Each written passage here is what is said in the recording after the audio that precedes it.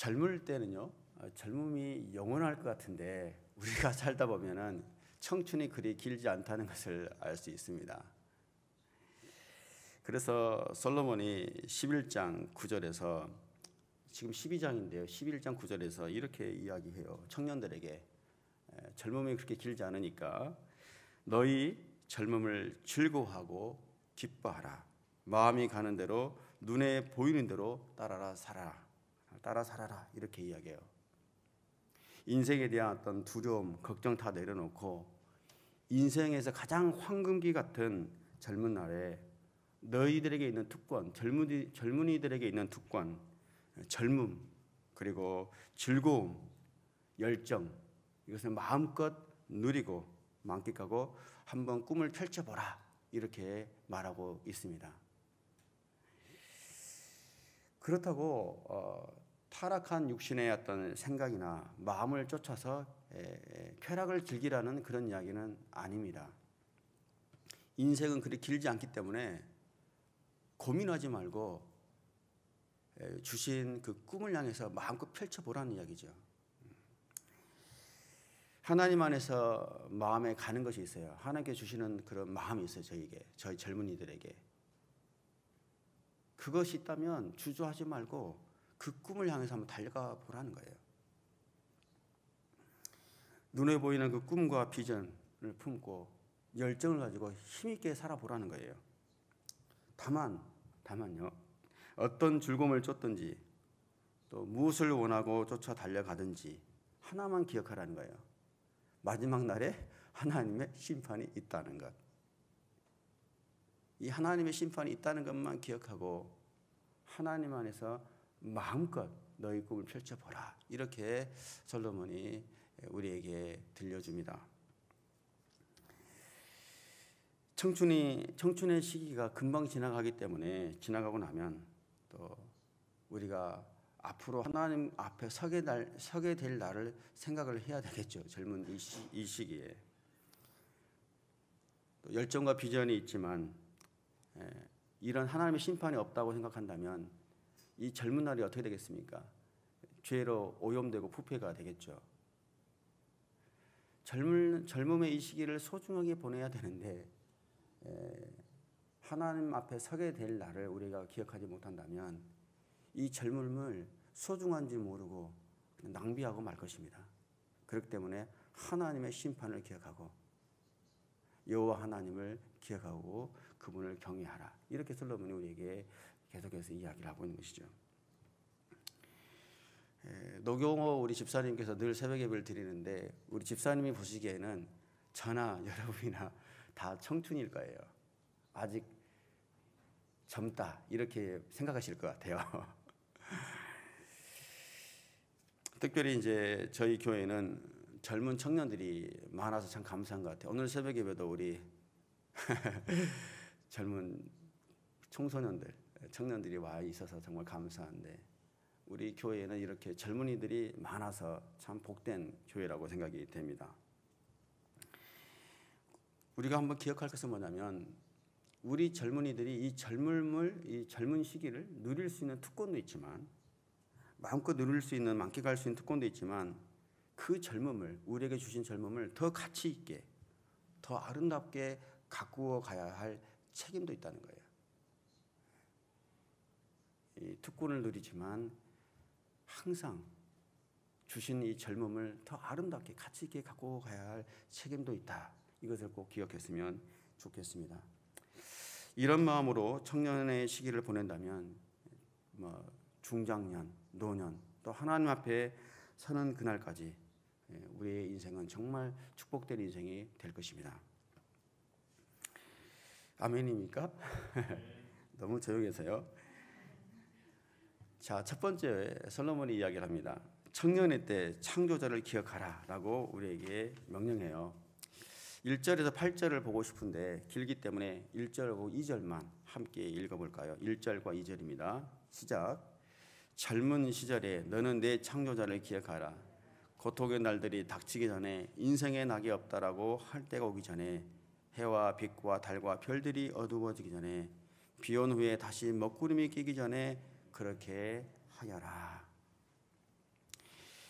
전도서를 이제 12장 마무리하면서 솔로몬이 첫 번째로 당부하는 말, 젊은 시절 너의 창조자 하나님을 기억하라는 거예요. 정말 솔로몬이 젊은이들에게 또 하나님의 백성들에게 가장 해주고 싶었던 말일 거예요. 솔로몬이 초기에는 잘 하나님 안에서 잘 지냈지만 점점점 하나님 앞에 멀어졌잖아요. 인생의 모든 것을 누려봤던 사람이잖아요. 그 지혜자가 그 젊은이들에게 하나님의 자녀 백성들에게 정말 가장 해주고 싶었던 말, 그 한마디 결론은 뭐냐면 이 젊은 시기에 내 하나님, 창조자 그 하나님을 기억하라는 거예요. 고통의 날들이 닥치기 전에, 인생의 낙이 없다라고 할 때가 오기 전에, 해와 빛과 달과 별들이 어두워지기 전에, 비 온 후에 다시 먹구름이 끼기 전에 솔로몬이 왜 창조자 그 하나님을 기억하라고 했을까요? 왜냐하면 하나님을 발견해야지 우리의 인생의 의미가 발견되기 때문입니다. 하나님이 어떤 분이십니까? 우리를 어떤 목적을 가지고 우리를 지으신 분이시잖아요. 우리가 하나님께서 우리를 특별한 목적을 가지고 우리를 지으셨는데 우리가 창조자 하나님을 기억하지 못한다면 목적 잃은 인생이 되어버리겠죠. 목적 잃은 인생은 어떻게 됩니까? 그냥 허무한 껍데기 같은 인생일 수밖에 없어요. 목적을 잃었기 때문에. 우리에게 특별한 어떤 이유를 가지고 만드셨는데 그 하나님을 우리가 기억하지 못한다면 이유를 알지 못하고 목적을 잃어버렸기 때문에 우리 인생에 무슨 낙이 있겠습니까? 솔로몬이 그 이야기를 우리 젊은이들에게 들려주고 있는 것이죠. 하나님 없는 인생은 덧없는 인생이에요. 정말 해 아래, 여기 솔로몬이 계속 이야기했지만 해 아래 새로울 게 없어요. 늘 습관적이고 반복적이고 늘 하던 일을 할 뿐이에요. 그런 일상일 뿐이에요. 아무런 의미가 없습니다. 시편 90편 10절에 모세가 이렇게 또 고백한 부분이 있는데요.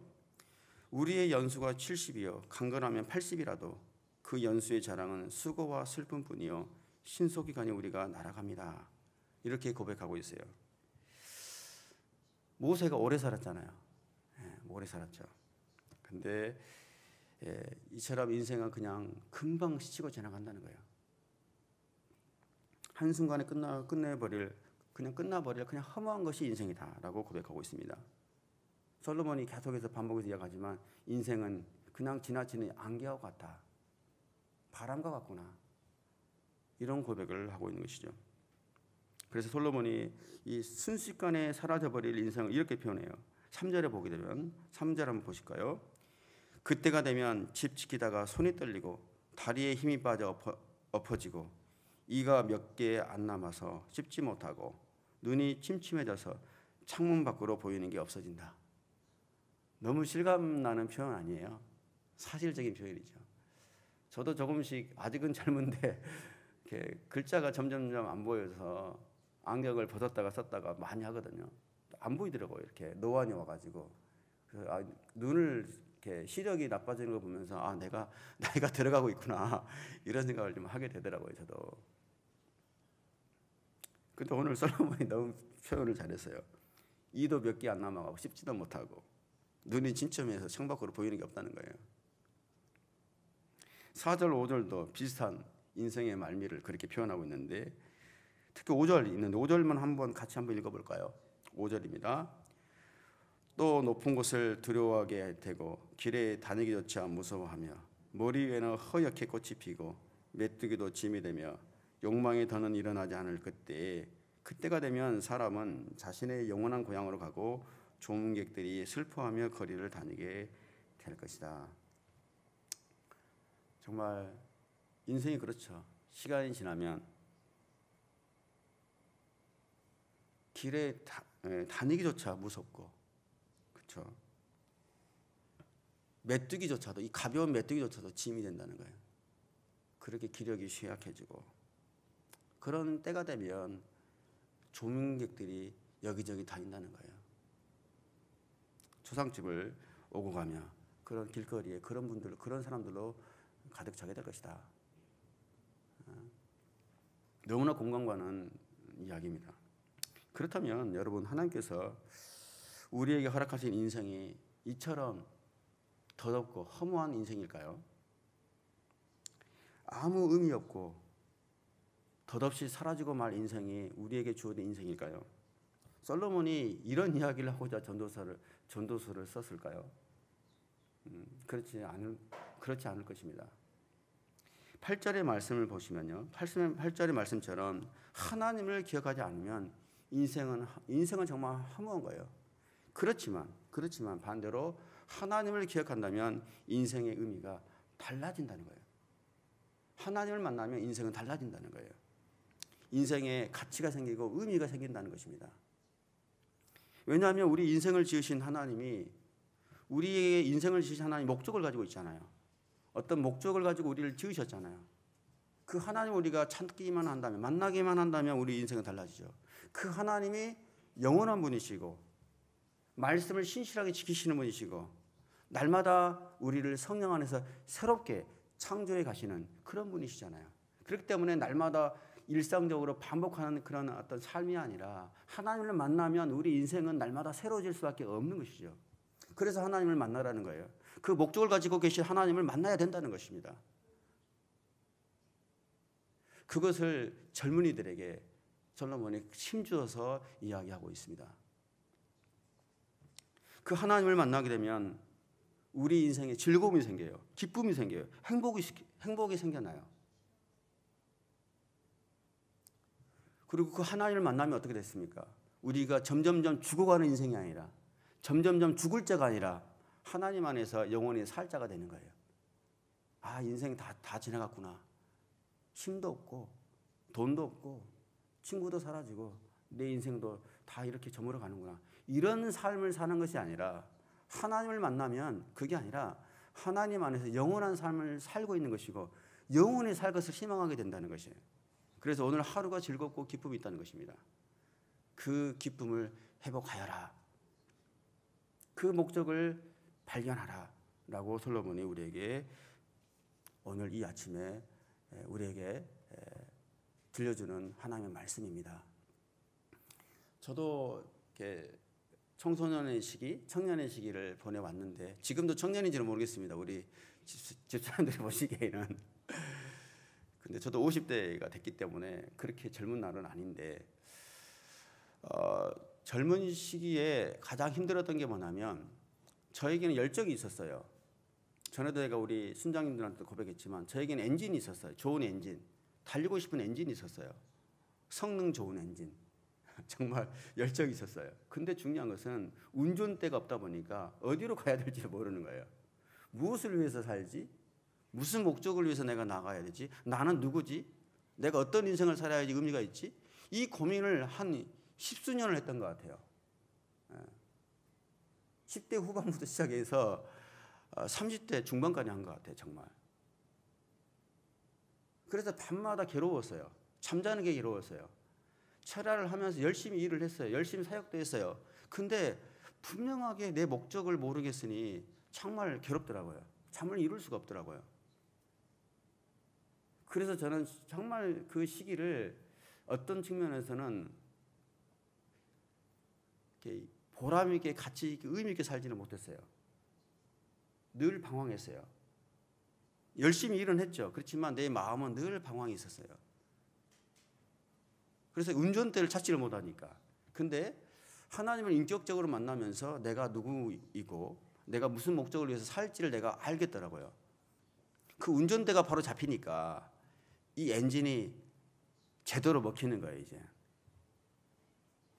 엔진을 어떻게 사용할지를 내가 알겠더라고요. 감사했어요. 이제 문제는 뭐냐면 브레이크가 문제예요. 운전도 됐고 엔진도 잘 돌아가는데 브레이크가 문제예요. 왜? 쉴 때는 좀 쉬고 갈 때는 가야 되는데 이 조절을 못 하겠더라고요. 1단으로 가야 될 때, 3단으로 가야 될 때가 있는데 이 조절을 내가 잘 못하니까 너무 힘이 드는 거예요. 서서히 달려야 될 때 100km를 달리고, 그렇잖아요. 조금 이렇게 힘을 쏟아야 될 때는 힘을 쏟고, 힘을 좀 안 쏟아도 될 것은 좀 쉬면서 가야 되는데 이게 조절이 되가 안 되는 거예요. 그래서 하나님께 기도를 하고 있어요. 좋은 브레이크를 달라고. 그래서 일단은 저는 운전대를 만들어줘서 너무 감사해요. 하나님께서 내 인생을 운전해 주시잖아요. 근데 이 절제, 또 이런 어떤 조절하는 기능, 이런 부분에 대해서는 하나님께 늘 제가 기도하고 있습니다. 여러분, 그 하나님을 찾고 만나십시오. 하나님은 한계가 없으시고 영원하신 분이십니다. 그 영원하신 하나님과 2023년 동행하십시오. 그럴 때 점점 죽음을 향해 나가는 허무한 인생, 절망의 인생이 아니라 해보다도 더 밝은 영광의 빛으로 충만한 영원한 삶을 살게 될 것입니다. 젊은 날 이런 인생의 진리를 발견하는 사람이 얼마나 축복된 사람입니까? 10대, 20대 때 그 하나님을 만난 사람이 얼마나 축복된 사람입니까? 청년의 때부터 하나님을 신뢰하는 삶, 청년의 때부터 하나님 앞에 헌신하는 삶, 청년의 때 하나님을 기쁘시게 하는 삶을 사는 청년들이 얼마나 복된 사람입니까? 여기 앉아있는 우리 젊은 청년들이 얼마나 복됩니까? 이 2022년을 마무리한 이 한 해에 하나님 말씀 앞에 나와 있잖아요. 이거는 정말 특별한 일이에요. 굉장히 드문 일이에요. 이런 인생이 얼마나 복된 인생입니까? 동경오늘교회 이런 청년들이 많다는 게 정말 감사합니다. 오늘 특별히 우리 청년들에게 권면합니다. 청년의 때 하나님을 기억하며 하나님께 인생을 맡겨드리고 신뢰하면서 또 동경오늘교회 이런 청년들로 가득 차는 축복을 누리시기를 예수 그리스도 이름으로 축복합니다. 그러면 이제 연세가 있는 분들, 오래 인생을 사신 분들, 오늘 이 아침에 이야기를 들으면 좀 섭섭해할 수 있을 것 같아요. 나는 청년의 시기를 다 보냈는데, 이런 생각을 가지실 수도 있겠어요. 근데 성경을 보게 되면요, 젊음이라는 것이 기준이 없어요. 생물학적 기준은 아니에요. 나이가 20대, 30대, 40대이기 때문에 젊다, 이거 아니거든요. 나이는 숫자에 불과하고 성경에서는 뭐냐면 하나님의 말씀 안에서 성령 안에서 살면 모두가 청년이에요. 살아있는 거예요. 그래서 요엘서의 2장 28절에 이렇게 설명하고 있잖아요. 우리에게 내가 모든 사람 위에 내 영을 부어주겠다. 너희 아들들과 딸들이 예언할 것이고 너희 늙은이들은 꿈을 꾸며 너희 젊은이들이 환상을 보게 될 것이다. 이렇게 기록하고 있어요. 성령이 임하면요, 육체적 나이가 들어도 숫자에 불과하고 젊은이처럼 새로운 꿈을 꾼다는 거예요. 새로운 꿈을 꾼다는 거예요. 성령이 임하면. 성령 안에 사는 사람은 다 청춘이에요. 그래서 여러분, 갈렙이라는 인물을 잘 아시잖아요. 갈렙이 여호수아 14장 12절에 갈렙이 그 당시에 85세였거든요. 85세면 꽤 나이가 들었어요. 85세에도 불구하고 그 나이에 새로운 비전을 품었어요. 그렇잖아요. 14장 12절에 어떻게 기록하고 있습니까? 그날에 여호와께서 말씀하신 이 산지를 지금 내게 주십시오. 당신도 그날에 들으셨거니와 그곳에는 아낙 사람들이 있고 큰 성읍들은 그 성읍들은 크고 견고할지라도 하나님께서 나와 함께 하시면 내가 여호와께서 말씀하신 대로 그들을 쫓아내겠습니다. 이런 고백을 했어요. 갈렙이 85세에. 이 결단과 이 믿음으로 그 무시무시했던 아낙 자손들 다 쳐부수고 저 험준한 헤브론 산지를 점령했잖아요. 85세 나이에. 성령 안에 있는 사람들은 못할 게 없어요. 80세에 새로운 부르심을 받고 나아갑니다. 85세 산지를 점령합니다. 이런 갈렙과 같은 영성, 이 신앙이 동경 온누리 교회에 가득 넘치기를 예수 그리스도의 이름으로 축복합니다. 이 담대한 믿음으로 또 일본 땅을 복음화 시켜가는 동경오누리 교회가 되기를 저도 기도하겠습니다. 두 번째로 결론을 지으면서 솔로몬이 창조자를, 아까 방금 전에는 창조자를 기억하라고 했고, 두 번째로는 창조자를 경외하고 말씀을 지켜라. 창조자를 경외하고 하나님의 말씀을 지켜라. 이렇게 권면하고 있습니다. 마지막으로 9절에서 14절까지의 말씀을 함께 한번 읽어볼까요? 시작. 전도자는 지혜로울 뿐 아니라 사람들에게 지식을 가르쳤으며 묵상하고 연구에 많은 자문을 정리했습니다. 전도자가 연구에 합당한 말들을 찾아냈으니 그가 기록한 것은 올바른 것이고 진리의 말씀입니다. 지혜로운 사람의 말은 찌르는 막대기 같고 회중의 선생들이 단단히 박은 목과 같습니다. 이 모두가 한 목자에게서 받은 것입니다. 내 아들아, 이것들 외에도 더 훈계를 받도록 하여라. 책은 아무리 많이 써도 끝이 없고 연구를 많이 하는 것은 몸을 지치게 한다. 모든 것의 결론은 이것이다. 하나님을 경외하고 그분의 계명을 지켜라. 이것이 사람의 본분이다. 하나님께서는 선악간의 모든 행위를 그 숨은 일까지도 낱낱이 심판하신다. 아멘. 이제 마무리예요. 근데 전도서 1장에서 1장 2절에 솔로몬이 어떻게 시작했어요? 허무하고 허무하다. 모든 것이 허무하다. 이렇게 시작을 했거든요. 근데 인생은 정말 허무하다는 것이라고 이렇게 고백하고 시작을 해요. 근데 12장 이제 방금 전에 그 전에 읽었던 8절에는 마무리하면서 뭐라고 했냐면은 인생은 허무하고 허무하다. 모든 것이 허무하다 또 반복하고 있어요. 1장에서 허무하다고 하더니 12장에서도 허무하다고 이야기를 해요. 그렇게 마무리를 하고 있거든요. 그렇다면 솔로몬이 말하고 싶었던 것이 인생은 정말 허무하다 이 이야기를 하고 싶었을까요? 그렇지 않죠. 하나님을 모르는 인생에는 인생의 한계가 있다는 거예요.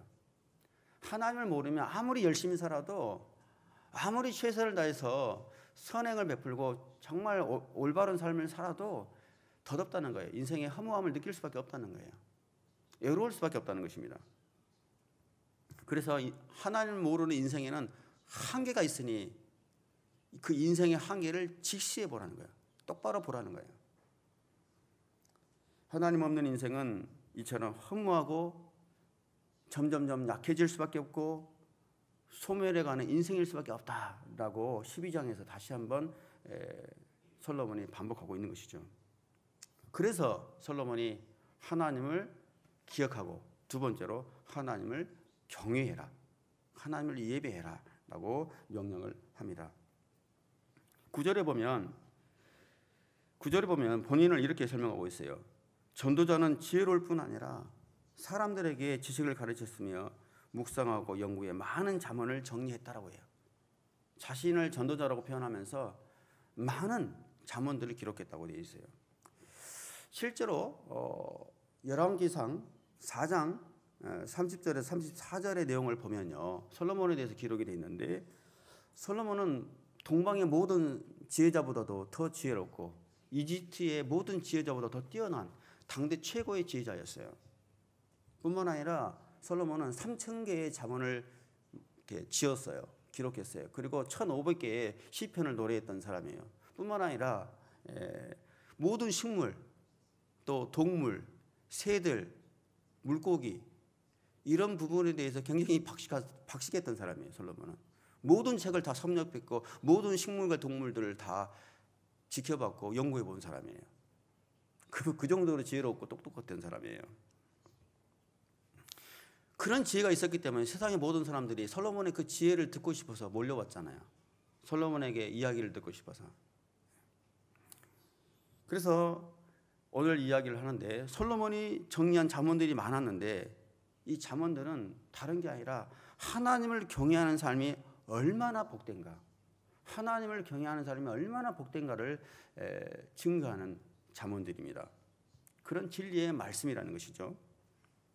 이런 지혜자의 말들에는 두 가지의 특징이 있다는 거예요. 솔로몬이 생각하기에 하나님 안에서 하나님의 이런 진리의 말씀에는 두 가지 특징이 있는데 하나는 뭐냐면 그 진리의 말씀은 찌르는 채찍과 같다는 거예요. 막대기라는 거예요. 또 하나는 그 지혜의 말씀을 전하는 사람, 지혜자는 여기서 말하기를 잘 박힌 못과 같다는 거예요. 못.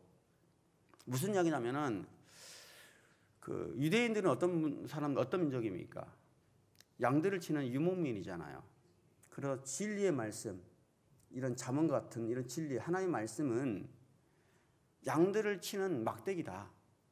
양들을 바른 대로 인도하는 채찍이다 라고 이야기를 하는 것이고, 진리의 말씀을 전하는 지혜자, 선생들은 어떤 사람이냐? 유목민들은 텐트를 치고 살잖아요.